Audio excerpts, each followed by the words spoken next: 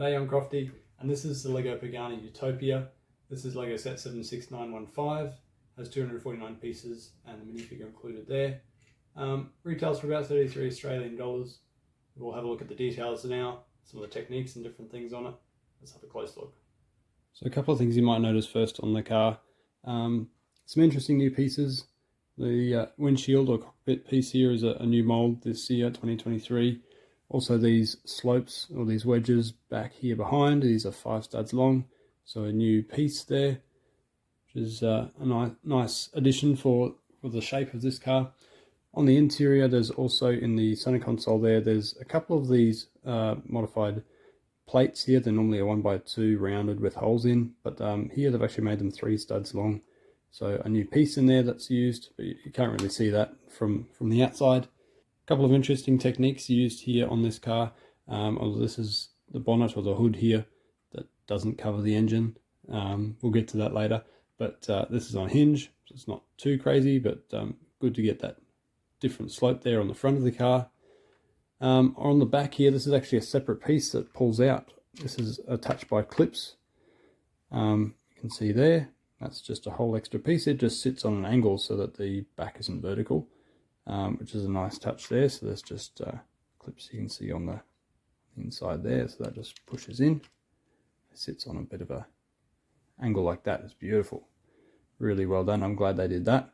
The only thing I've changed here with this one is I've added a little cheese slope here. I believe it was Racing Brick that pointed out if you add this little piece, which isn't in the set, it just makes it a lot more stable, because if you follow the instructions, this whole rear end is really flimsy, moves around a lot, and comes off quite easily. You can see that movement there.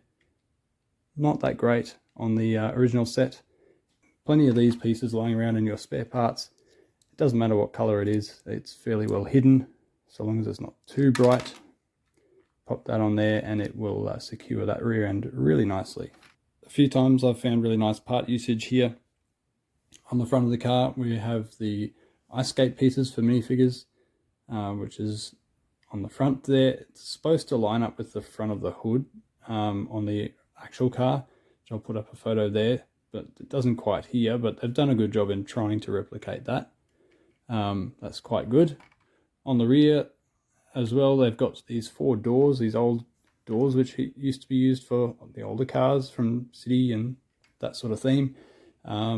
But yeah, really nice shape around the exhaust there.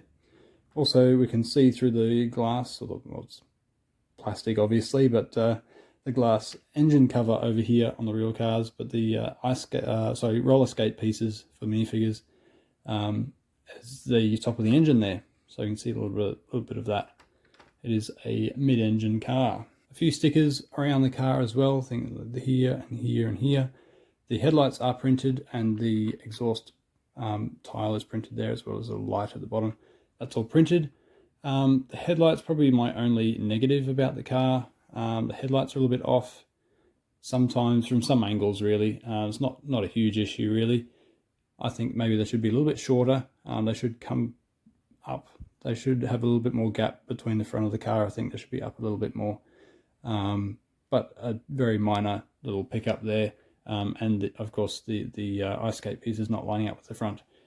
2 things there just slightly take away from it, but they've done really well. I can't really fault them for much of that. They are dealing with Lego pieces.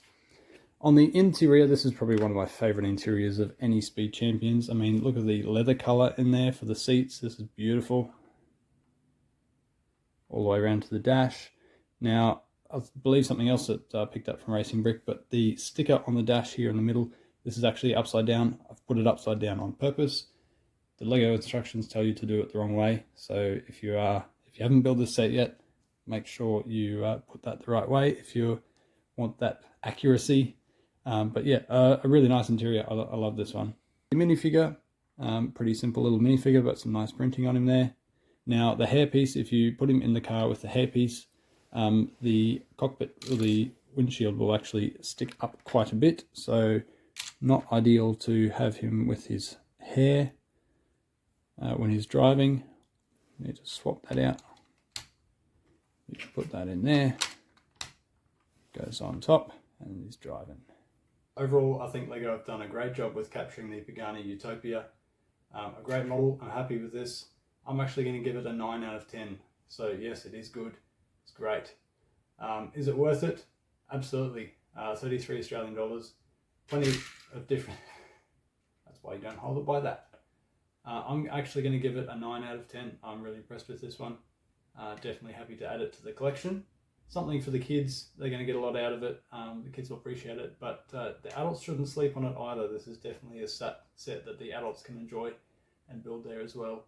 So lots of people would love this one. Definitely recommend going out and getting it. Thanks for watching. I've got plenty more Speed Champions videos coming up very shortly. On the end screen now.